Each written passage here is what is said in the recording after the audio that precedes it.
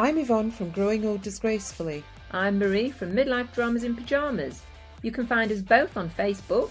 And now we've come together to bring you inspirational stories from midlife and beyond in our podcast, Hear Me Roar!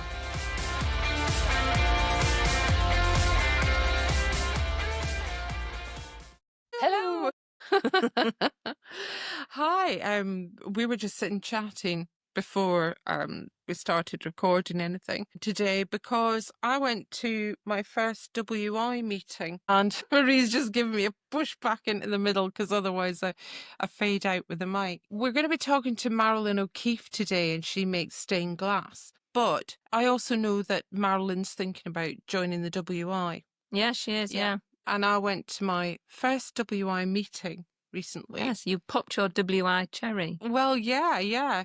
I had to sing Jerusalem, and being Scottish, we didn't do much singing of England's green and pleasant land, so I didn't know the words.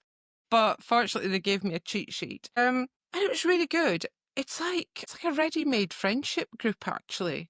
So I signed up to go on a walk with them. Mm-hmm. And I'd been on a walk with my daughter that morning. I'd done 4 miles already, and I thought, oh gosh, yeah, I've got this other walk like later on. I thought, they'll probably only be going a couple of miles or something like that. It'll be fine. It'll all be fine. I'm sure the old legs will make it. 4 miles, so another 4 miles. So I'd walked 8 miles that day, and then It was a shock to your little system, wasn't it? Oh, it was.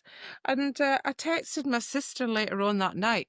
And I said to her, they've broken me. They've broken you. I think I need a hip replacement. Oh my God, you're so dramatic. I know. But yeah, it was really good. It was really good. And the thing about the WI is that there's no sort of age limit. So there's a lot of older people. There are people right up to the 90s. There are people like me in the 50s. There's not a limit to it. You just have to be an adult woman. Yeah. There isn't an age limit Yeah. at all, is there?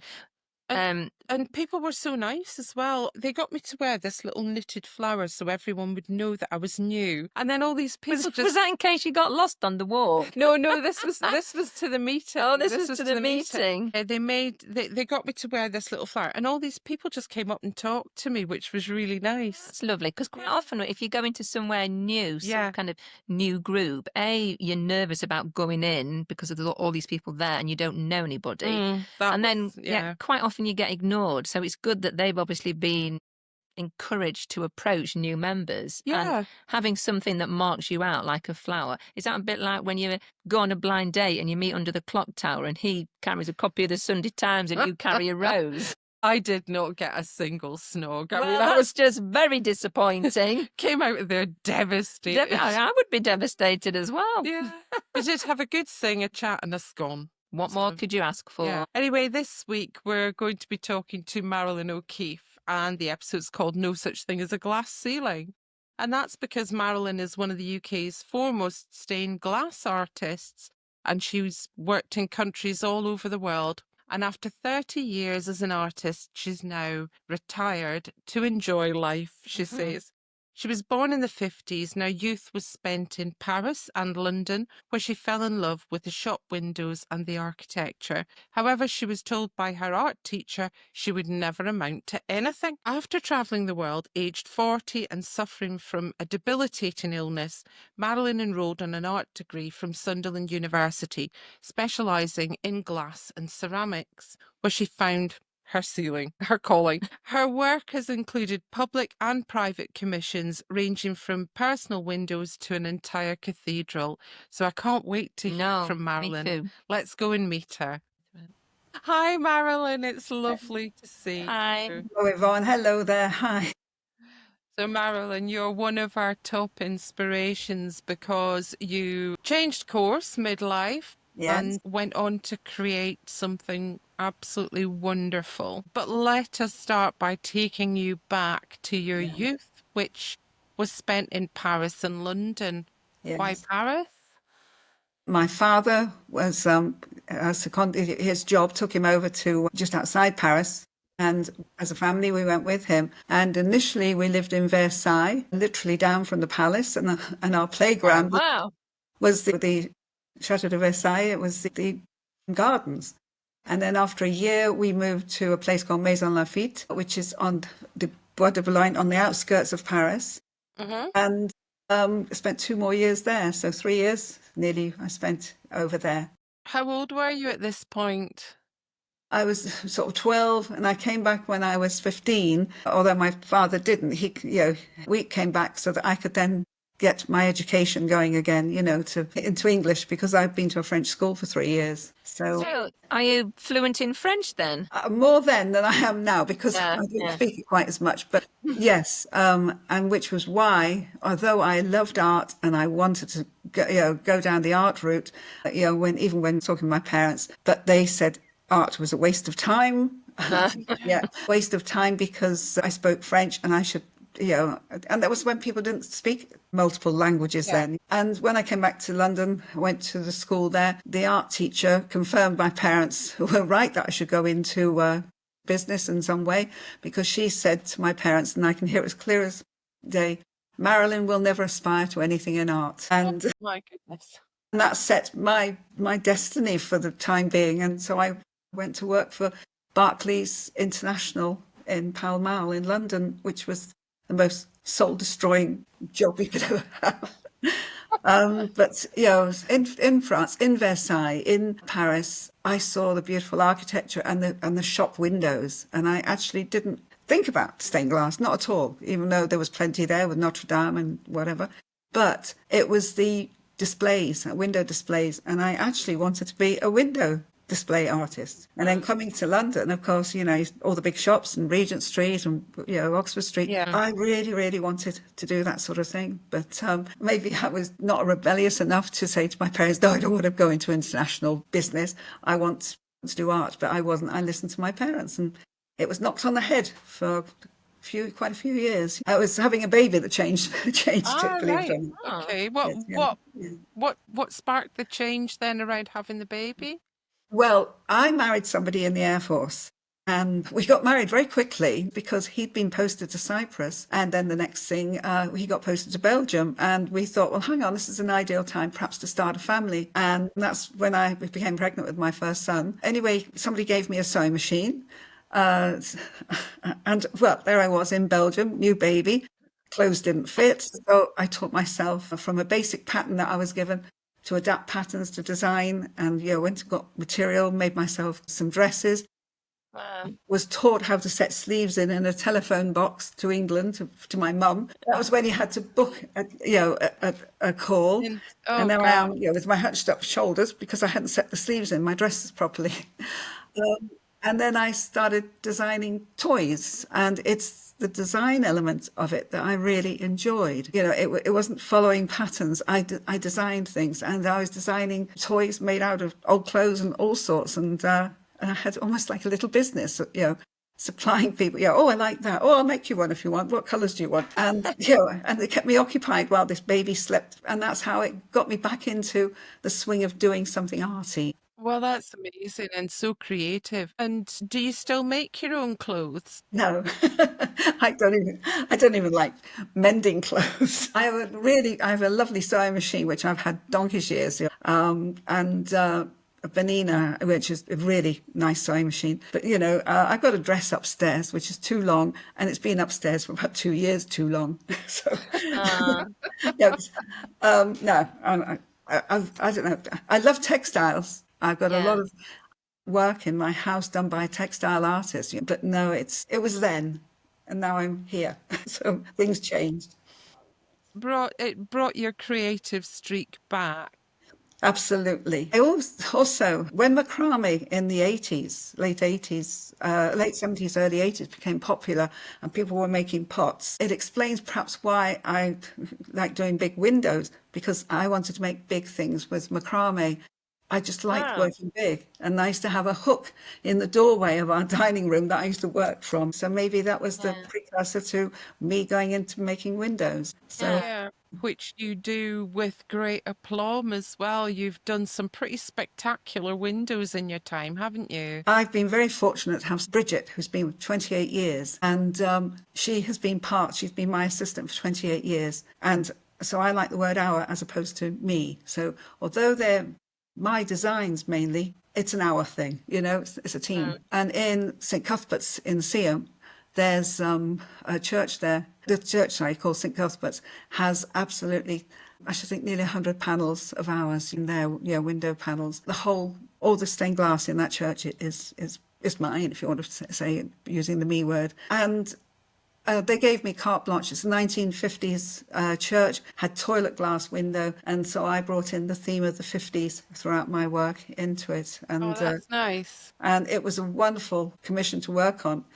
And then I've done, from smaller things. It doesn't matter what size, if it's of interest, and generally can make anything interesting, through to cathedrals. And the one that was an amazing experience was in Nigeria, in Lagos, and for over a period of 5 years I worked on the cathedral over there, mainly working from England, but every year I would go there for about 3-4 weeks at a time, and we made new windows. We restored the original windows, which originally came from Britain when Nigeria was part of the empire, and that was an experience and a half. You wouldn't want to go for a holiday necessarily because it's a bit well, I had to be sort of looked after all the time, guarded almost, but the people I met, the whole experience was wonderful. So it's not just doing the windows, it's the experience of working with the people who you're making them for. And, and that was one of those, opportunities that I take with the one that I did for Boots. Never ever thought, well, they contacted me, would I do something for a photo backdrop? I said, yes, that would be lovely, wonderful. What's it for? Incontinence pads. Oh, well, you're on the right podcast for that. Well, exactly. But they sent me all these samples of, male and female pads and contraptions and blankets and whatever. And I thought, what the heck? And I did whatever they wanted, and off it went. So no comparison, a beautiful cathedral and incontinence pads. So that's an actual window in a Boots store? No, it was a photo backdrop. It was, they were obviously doing something to market and they wanted stained glass. So, I mean, what I did, it was based on quilting, to tell you the truth, because they sent me these covers to go on the bed, which were quilted. So I did quilting, and it was done more in etching than anything. It's, and there's a blown artist, a furnace artist in glass who helped make some of the shapes, for instance, like the male incontinence pad. Won't go there. And so no, it's not a stained glass window. It's just a backdrop for them to then prop things against, So I'm going from the sublime to the ridiculous, basically. Yeah, that is quite ridiculous, isn't it? Yeah. Let's just take you back, because when you were at school, you had an art teacher who said basically there's no way you would amount to anything in art. Yeah. But that was clearly a love of yours. Did her opinion of you and your ability, did that spur you on to go, right, I'm going to prove you wrong?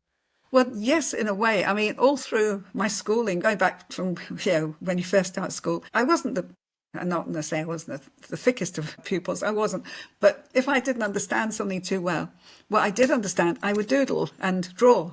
And it made me look as though I understood things. If we were talking about the Romans, I would then, I'd hand him my little essay about Romans, and then there'd be a Roman soldier on mine. So I actually got better marks, in school, because I illustrated, and they thought I obviously understood more than I did. So when this teacher said that, and all through those years, I was told by teachers, my parents were told by teachers, Maralyn's got this drawing ability, her imagination runs wild. And then when I did get my O-level art, I got an A in O-level art, and I thought, if I was that bad, why did I get an A? Yeah. So I actually, even though, I'd had my two boys, I had Darren and Tim, and I went and did my A-level art at college while they were at school. And I got a top mark in that. And I thought, well, am I that bad? So that's why I went on to do my degree.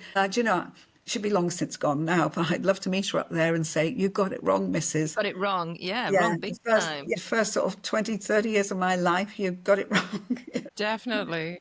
Yeah. You had so you went to uni when you were in your 40s, and but just before that you'd suffered a debilitating illness. I did. It's an illness called sarcoidosis, which really may never go away. Still, I still get checked for it annually and things like this. And it's an illness which manifests itself a lot like TB, but it doesn't have the, it's not infectious, whereas TB is.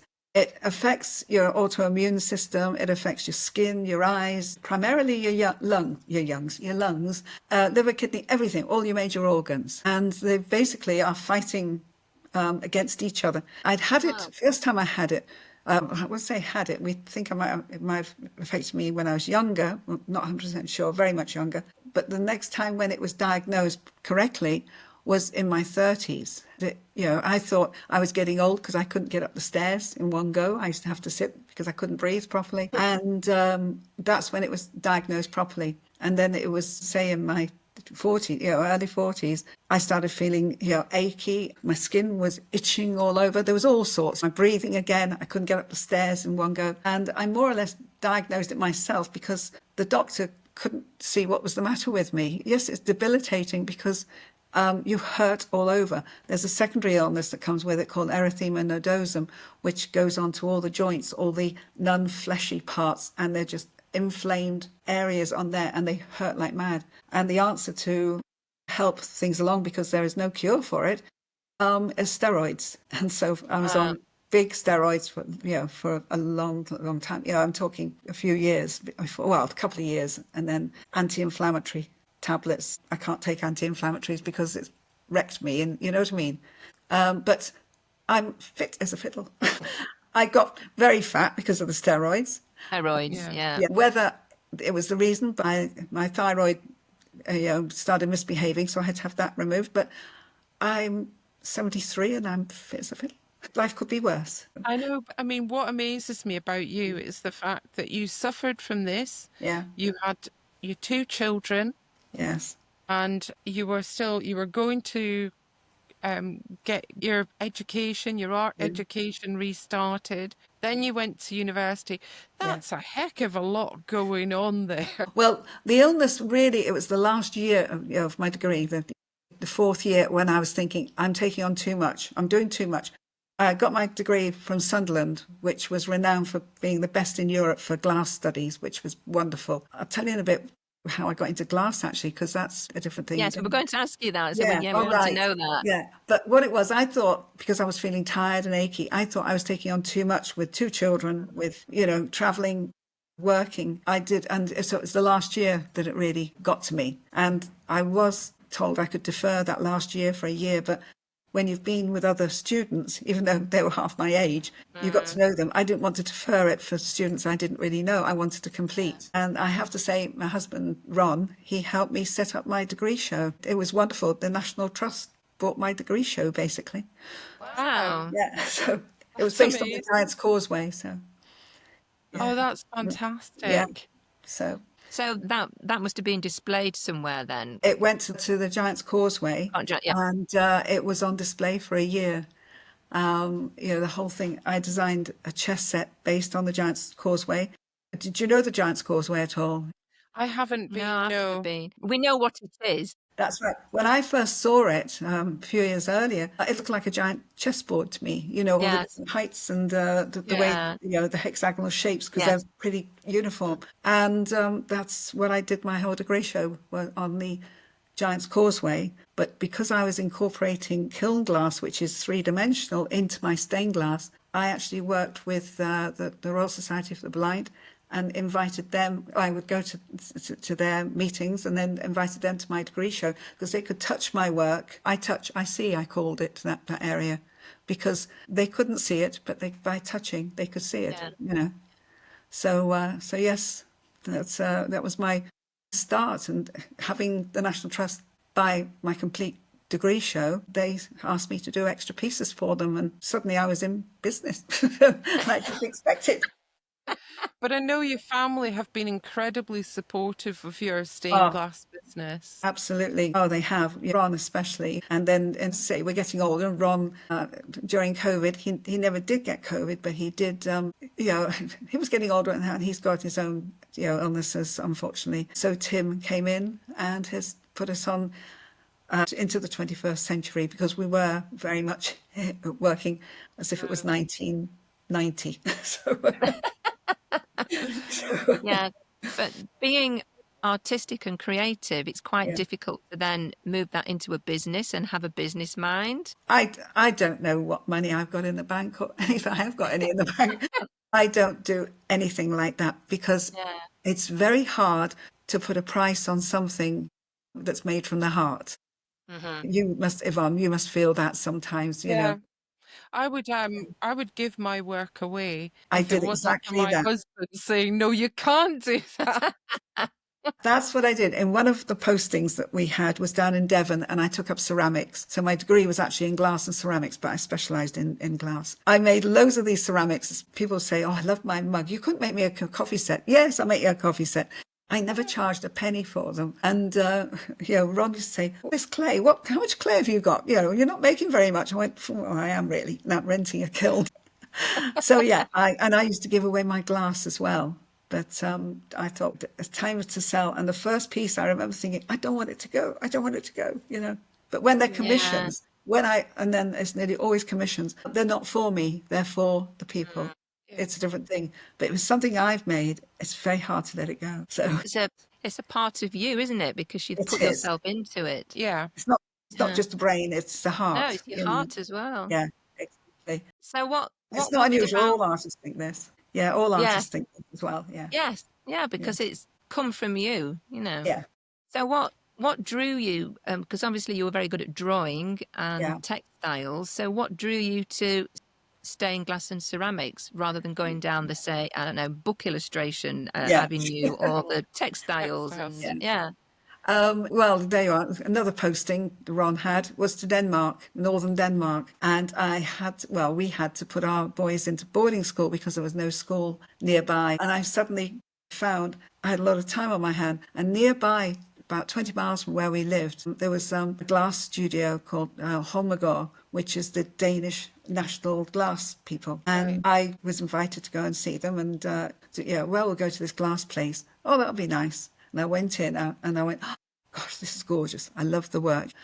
And so anyway, when Ron was at work, I went back myself. Then I kept going back. Then I kept going back. And they said, do you want to come on the plant floor? Come and have a look. I went, oh, that'd be lovely. So I went on the plant floor and they said, do you want to have a go? And this is blown glass, And I went, oh, I'd love to have a go. And basically the next 2 years, I spent 1 to 2 days a week there on the plant floor, even knocking with a sledgehammer a furnace apart because it had to be rebuilt, because they have to be rebuilt every couple of years. And all this, I was really absolutely loving every bit of it. Never in a million years ever thought I would ever get into glass. And Ron is from up here, from Rollensgill, and we came to live up here after years of travelling because he was due at the Air Force. And anyway, an advert came on TV for Sunderland University and their glass course, and I said, I'd love to go on that.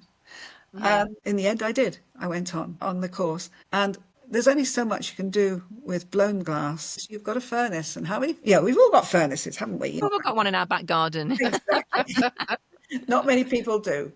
And then on the foundation course, when I was going through, the different from sculpting, printmaking and everything, one of my tutors on printmaking was ill, couldn't come that day. So I wandered off and I walked into the glass department, walked past the stained glass department, and I never walked out again, basically. I changed my degree to architectural glass and 3D design, and that's it. I didn't go back in to do the blown glass. I was there, it was mainly stained glass with kiln glass, which is flatter version, you know what I mean? It's got great big vessels and things. And that's it. I couldn't get over it. I had one of the best tutors going, Mike Davies, who's done work in Durham Cathedral as well. And he said to me, my first piece, if you can do it was meant to be Cathy crying for Heathcliff, so the tears were down the gown.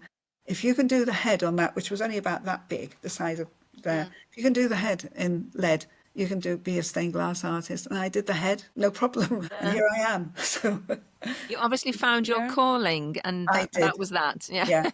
So really, going to Denmark with Ron changed my life. Yeah. Putting the boys in boarding school, oh my God, that was horrific. And I suffered more than they did. They absolutely had a ball, it turned out. They loved it and you were devastated. They went visiting until the teachers eventually had retired or gone at the school way into their adulthood. And they will tell you it was a brilliant time, together. They were together. That was the main thing. That was, Yeah. Oh, that's lovely. But that changed me. Can I ask, Sunderland's got, is it the National Glass Centre in Sunderland? Yes. Yeah. And that's a pretty big deal. So do you have some pieces in there? No, it's going to close at the end of this year because it's got structural problems. It opened the year after I graduated and went into business. 1999, I think they would have opened. 98, 99, something like that. And they have got structural problems with a glass roof. But what did happen I think it was 2003, was nominated the Best Cultural and Creative Business in the northeast of England. And I became their guest artist for 3 months. So I had my work in there. But whoever designed the building, considering how much stained glass there is in the world, they didn't arrange for anything that could be hung in the glass, which was one side of the building. So my glass was hung either in a cabinet or against a wall, or a wooden wall, because it was so badly designed to begin with. You know what I mean? The facility, really, in my mind. Glass needs light to go through exactly. But they didn't have anywhere to hang, So 30 years on. Yes, I know. You're still... You're in your 70s now and you're retiring. Yes. I am. Well, I mean, I've been getting my pension for 13 years now, and I think I must retire. But I need to spend time with Ron. We're into the autumn years of our lives. And, you've got to consider that there's a life other than work. Although my work has been, for the last 30 years, has been the most wonderful work I could ever imagine. Are you still taking commissions then for your beautiful glass? Well, yes, but I'm passing them through now to my assistant Bridget, so she can, and she's more or less the same age that I was when I started. And she has got all these years ahead of her as well. I have to say that I've had the most wonderful, I mean, I've been told I should write a book about even the last 30 years or even my life, the way it's changed over the years. So Yvonne, I need some help. But I mean, I got to meet Mo Molam. I was commissioned to do a piece to commemorate the peace talks in Northern Ireland. And my work went to Omagh after the bombing in memory of the people who died, the 29 people who died in that bombing. Ron and I were invited to Omagh for 3 days and they hosted us. I mean, that was quite harrowing actually, but art played a big part in helping people recover. Mm-hmm. It was heartbreaking seeing some of the drawings done by the children soon after the event because it brought out the horror that they had experienced, Yeah. We went to the Royal Garden Party in Buckingham Palace. We went and ate with Hilary Armstrong, Baroness Armstrong, in the Churchill Room in the Houses of Parliament, and were given a private viewing of Parliament. Wow. We also had a small exhibition of my work in Washington, and we were taken because the lady who'd organised it, her husband was FBI, and we had a viewing of the White House at 7:00 in the morning. Wow. And Bill Clinton was, a few yards away getting into a helicopter on the lawn. It's opened so many doors. It's done some wonderful things, opportunities and memories that I can't explain. It's just been a fabulous life. So I could a little bit forgive that art teacher, but not totally. No. Because maybe through maturity and an illness that I couldn't go back to do my previous job, which was actually as a translator, because I speak Danish and French. It did me she did me a favour because at least I had the maturity to go into my art. Whereas when you leave university as a young person, you haven't got all that other knowledge of life. Yeah. So changing midlife has its benefits. That's kind of a very wise note to leave things on, isn't it, really? Yes. This episode is called No Such Thing as a Glass Ceiling, and you've certainly proved that. Yeah, exactly. I always give talks and I say to people, my end bit is always that one time I wanted, to do the window displays. Now I just make the windows. I haven't come very far in my life. So, Maralyn, that leaves us with our final question, which is about our cocktail. Your cocktail, not our cocktail. Your cocktail. So we had a chat about this, and you wanted to call it, was it spontaneous? Because I'm very spontaneous. If I want to do something, I mean, Ron dreads me. I'm gonna put the sofa there, and I can't sit there. I have to move the sofa. I do things. If I want to do something, I have to do it now. So yes. Okay, so it's called Spontaneous, and what are your ingredients and why? Right. Well, red, green and blue, because they're the main colours that are used in glass, that people think of. But grenadine, and I can't remember the other two. Blue Curacao and Midori. Whether the density will make them sit on top of each other, I don't know. When you're pouring I think they will. Yeah? I think they will. I've seen that cocktail where it sits in 3 stripes. We're going to make these cocktails, so we'll soon find out, won't we? We'll give it a go. And you know what? If it doesn't, what we'll do is we'll add a bit of fizz, because you're also a really warm, bubbly person. Prosecco has got to add to it as well, I think. Right. Just write that down then. We're adding Prosecco. Yeah, add Prosecco, yeah. Okay. But no, it's been lovely chatting. It's been absolutely wonderful to hear from you, Maralyn. Yeah, thanks, Maralyn. Because obviously this is the first time I've met you. I know Yvonne. Yes, I've met you. You met me many times. Yes. So, but no, thank you. It's been lovely chatting. Thank you very much. Thank you for joining us. Yes. All right. Thanks a lot, Maralyn. Bye. Thank you. Bye. Bye. If you would like to commission Maralyn or the lady she works with, Bridget, for an artwork, her email address is artcetera, that's ARTCETERA @live.co.uk.